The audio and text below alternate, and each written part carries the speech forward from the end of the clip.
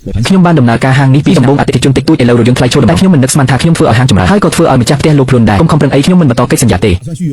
ខ្ញុំយកមកឲ្យក្មួយប្រុសខ្ញុំបើរកកន្លែងថ្មីទៅតើបានយើងបាននិយាយពីការបន្តកិច្ចសន្យាហើយណាខ្ញុំបានរៀបចំថ្លៃសូម្បីតែបន្ថែម 20% ក៏បា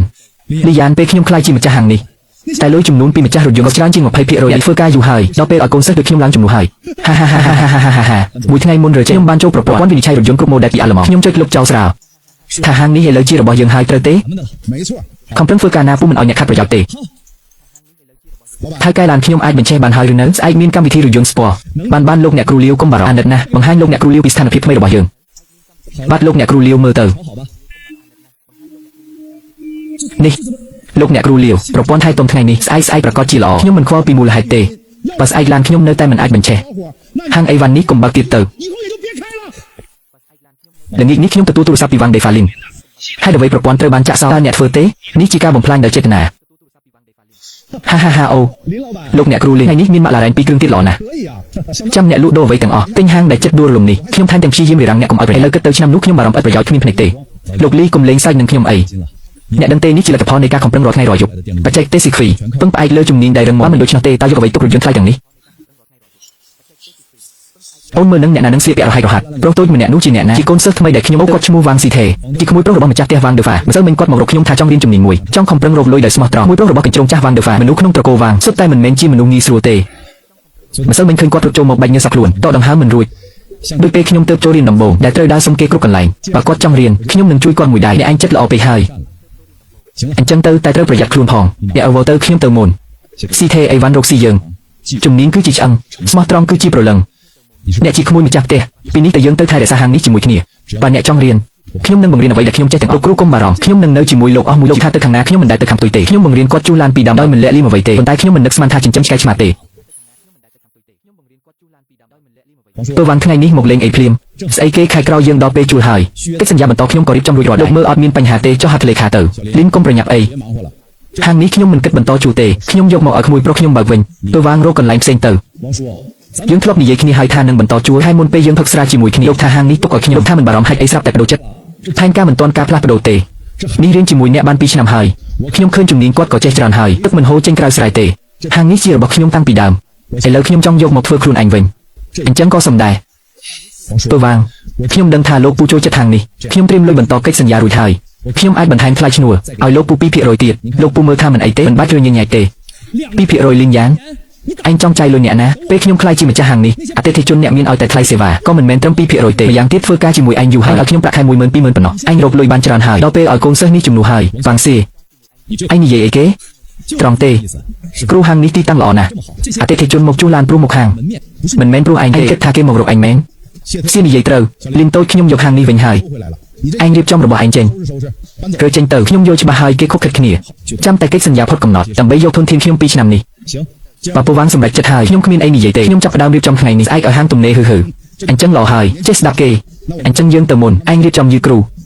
ូបើគ្មានកន្លែងទៅអាចមកធ្វើការជាមួយខ្ញុំប្រកាសជាឲ្យច្រើនជាងឲ្យប្រាក់ខែខ្ពស់បងលីន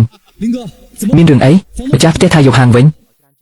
កិច្ចសន្យាផុតគាត់មិនជួលទៀតទេអ្នកទាំងអស់គ្នារៀបចំរកកន្លែងធ្វើការថ្មីប្រាក់ខែនេះខ្ញុំឲ្យពេញបងលីនហាងនេះរកស៊ីល្អណាស់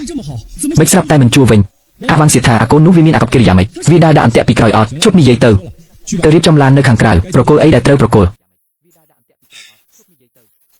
សៀតអើយ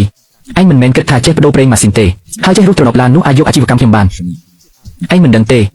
បើគ្មានប្រព័ន្ធនេះទេឡានល្អទាំងនោះសម្រាប់អញគឺគ្រាន់តែដុំដែក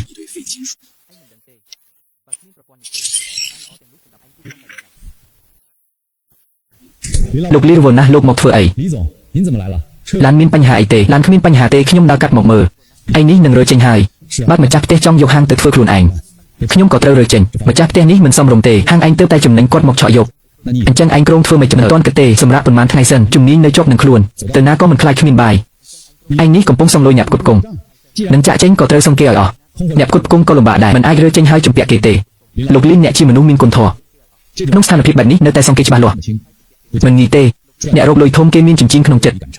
តម្ចាស់ផ្ទះយកតែទីតាំងឯងយកផ្លូវចំនួនទៅថ្ងៃក្រោយឯងទៅបើខាងណាបានខ្ញុំនឹងតាមឯងអរគុណលោកលីពេលរកកន្លែងថ្មីហើយខ្ញុំនឹងប្រាប់លោកមុនគេអញ្ចឹងឯងរវល់សិនខ្ញុំទៅមុន Vàng xếp vàng để pha trong ban xua sờ bần tử. 做梦吧。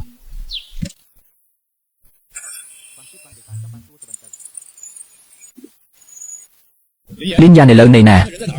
Hang thâm anh rủi ro hai. Lục Ly khi nhung nơi chỉ công khẳng tập bồn. Hang thâm cầm pung điệp tròn. Lan miên banh hại tề. Ô tự tụp như bọt tê bạc bên ly tập lập nồng. 跑盘山路，车 Lan đạch phượng phìm. Đây chấm cột chọt. Lan khi nhung chúc nơi lợp lên thẹn khẳng nè. Khi nhung bọt tê cầm pung rồng tràm. Nhung bà rồng nè. Nè mình ấy tê. Hai buôn sai nữa. Buôn saប្រព័ន្ធសុវត្ថិភាពចាក់សោត្រូវទាញទៅរោងចក្រវិញ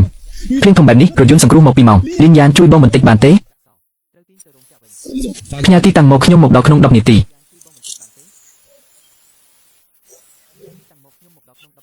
លីយ៉ានអូនមកដល់ហើយមើលឡាននេះមើលវិស្វកររោងចក្រថាជាម៉ូដូលប្រឆាំងចោលវាកាត់ប្រព័ន្ធប្រេងដោយខ្លួនឯងខ្លាចគេទាញឡានដោយខុសច្បាប់អូនអាចដោះស្រាយបានទេលោកលីសំបីតែទីស្នាក់ការកណ្ដាលក៏ថាត្រូវទាញទៅរោងចក្រដើម្បីដោះសោតាមកាយរណបលោកលីនទោះជំនាញជួឡានយ៉ាងណា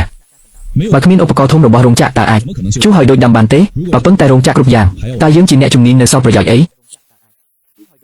លោកលីចូលឡានរោងចាំសិននេះជាភាសាប្រព័ន្ធអូលីយ៉ានអូនអានកូដបានខ្ញុំធ្វើការនៅរោងចក្រអាល្លឺម៉ង់2ឆ្នាំមកវិញក៏បង្កើតប្រព័ន្ធនេះដោយខ្លួនឯងបញ្ហាឡាននេះមិនមែនខូចទេតែពេលបើកាត់ផ្លូវទឹកឧបករណ៍វាស់កម្លាំងបង្វិលអានខុសប្រព័ន្ធគិតថាមានគេទាញនឹងគៀបមុខដើម្បីការពារខ្លួនក៏កាត់ប្រព័ន្ធស្នូលលោកលីនបើគ្មានថ្នាំពិសេសក៏មិនអាចឆ្លងជញ្ជាំងភ្លើងបានដែរអញ្ចឹងខ្ញុំនឹងចូលពីស្រទាប់កូដហើយបើកទ្វារថ្មីឲ្យវាបញ្ឆេះ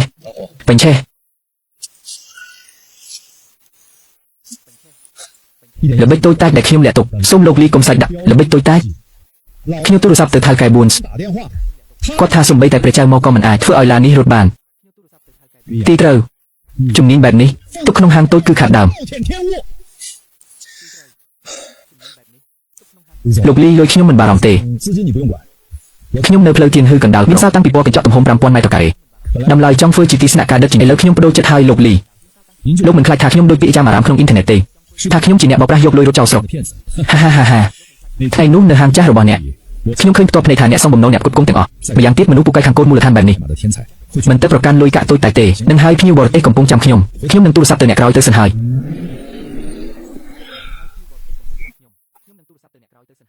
បងលីនព្រឹកនេះគេរូបផ្លាកសញ្ញាចាស់ចេញហើយបដូរទៅជាឈ្មោះថ្មីពើវាំងញឹមដល់ត្រចៀកខ្ញុំផ្ញើរូបថតទៅអ្នកហើយបើគ្មានបច្ចេកទេសខ្លាំងទេតើអ្នកណានឹងចេញលុយឲ្យគេបងលីនអញ្ចឹងយើងត្រូវធ្វើម៉េចឥឡូវកុំប្រញាប់ទុកឲ្យក្រកំភ្លើងហោះសិនរឿងល្អនឹងចាប់ផ្ដើមឆាប់នេះ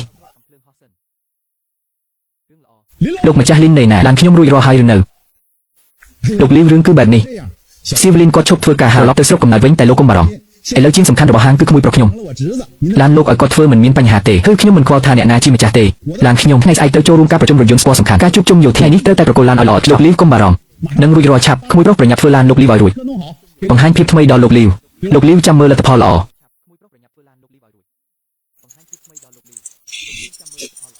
សញ្ញាអនុញ្ញាតត្រូវបានលុបចោលប្រព័ន្ធត្រូវបានចាក់សោនេះមិនក៏អញ្ចឹងអញធ្វើបានរត់ចាំអីទៀតមិនអីទេលោកលីវប្រហែលជាឧបករណ៍វាស់កម្ពស់ឡាននោះខ្វក់បណ្ដាលឲ្យប្រព័ន្ធខូចពីមុនខ្ញុំឃើញបងលីនតែងតែដោះស្រាយបែបនេះខ្ញុំដោះវាចេញមកលាងសម្អាតប្រព័ន្ធក៏ត្រឡប់មកធម្មតាវិញ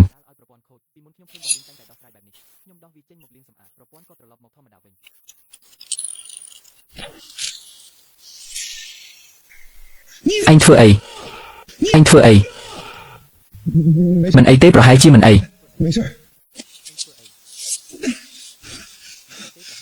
ទូយន្តវីរុសអស់ហើយអញមកប្រាប់ខ្ញុំថាមិនអីលោកលើសូមកុំខឹងនេះច្បាស់ជាការយល់ច្រឡំប្រហែលជាម៉ាស៊ីនចាស់ខូចអូលោកលើអញនៅឈរស្ងៀមធ្វើអីយកជិកមកលើកឡានឡើងទៅសៀវភៅដែលហោះមិនរួចប្រព័ន្ធសុវត្ថិភាពចាប់ផ្ដើមចាក់សោស៊ីឡាំងធារាសាស្ត្រទាំងអស់បាយលើប្រាជិកដោយបង្ខំទូយន្តនឹងរហែកអស់ពេលនោះកុំថាជួសឡាននេះទេក្រៅពីបញ្ជូនទៅអង់គ្លេសវាខ្លាចជាដាច់ឥតចាយសូម្បីតែប្រព័ន្ធស្នូក៏គ្មានប្រយោជន៍ពេលប្រទេសជួសឡានស្ពណ៌តម្លៃរាប់លានដឹងតែថាឯងជាហាងច្បោកថ្ងៃនេះខ្ញុំប្រាប់ឯងឲ្យច្បាស់ក្នុងមួយថ្ងៃឡានមិនដូចដើមទេខ្ញុំឲ្យឯងទាំងពីរនាក់ហាត់ខោឲ្យនៅតុលាការអូយ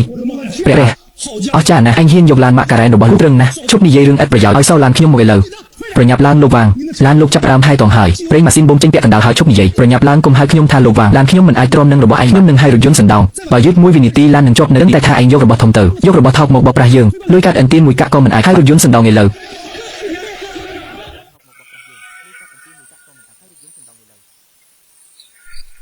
ឯងមិនបានសន្យាថារៀនចប់ទេ anhមិនបានថាម្ចាស់ឡានស្ពាល់ល្ងងមានលុយបោកប្រាស់ស្រួលរកលុយទេឥឡូវរឿងអីសំបីតែកុំព្យូទ័រក៏ដោះស្រាយមិននេះមិនមែនកំហុសខ្ញុំទេគឺលីយ៉ានទុកដៃមួយទៀតប្រព័ន្ធវិនិច្ឆ័យស្នូលនោះវាភ្ជាប់ជាមួយគាត់ផ្ទាល់ពេលគាត់ចាក់ចេញគាត់ចាក់សោវាភ្លាមឥឡូវខ្ញុំចូលមិនបានតតែសោះអញនឹងងងដូចជ្រូកឬមិនទៅរកអ្នកនៅ Electronic City ឲ្យគេដោះស្រាយទេបើចូលមិនបានទៅជួបកាន់នីមូលដ្ឋានពីក្រមឧស្សាហកម្មហើយចប់ហើយអញគ្មានប្រយោជន៍ទេនោះជាប្រព័ន្ធមូលដ្ឋានដែលលីយ៉ានកែសម្រួលខ្លួនឯងបើគ្មានលេខសម្ងាត់គាត់គ្មានអ្នកណាបើបានទេហើយបើគ្មានវាឡានល្អដែលនៅក្នុងហាងនេះខ្លាចជាដាច់អាសាអត់ការទាំងអស់ខ្ញុំជួសជុលមួយគ្រឿងក៏មិនបានដែរវ៉ាន់ស៊ីតេអញរកវិធីឲ្យលឿនមកហាងនេះមិនបើកមួយថ្ងៃខាត់លុយច្រើនណាស់អញមិនស្គាល់អ្នកជួសជុលឡានផ្សេងទៀតទេគេគ្មានប្រព័ន្ធស្រដៀងគ្នាទេគេថាកិននេះទាំងអស់ត្រូវចុះឈ្មោះពិតអ្នកណាហ៊ានឲ្យយើងខ្ចីហើយទោះខ្ចីបានក៏ដោយក៏មិនប្រកាសថាមានសិទ្ធិលើម៉ូដែលឡានយើងទេត្រូវតែទូរស័ព្ទទៅលីងយេប្រព័ន្ធនោះគាត់ជាអ្នកបង្កើតគាត់ច្បាស់ជាមានវិធីប្រព័ន្ធលីងយ៉ានហេតុអ្វីចាក់សោតើអញធ្វើនេះជាការច្រណែនជាការបំផ្លាញដោយចេតនាអូនេះមិនមែនជានាយកហាងវ៉ាន់ទេហេតុអ្វីខឹងខ្លាំងម្ល៉េះជប់ធ្វើល្ខោនទៅកុំព្យូទ័រក្នុងហាងប្រព័ន្ធវិនិច្ឆ័យនោះ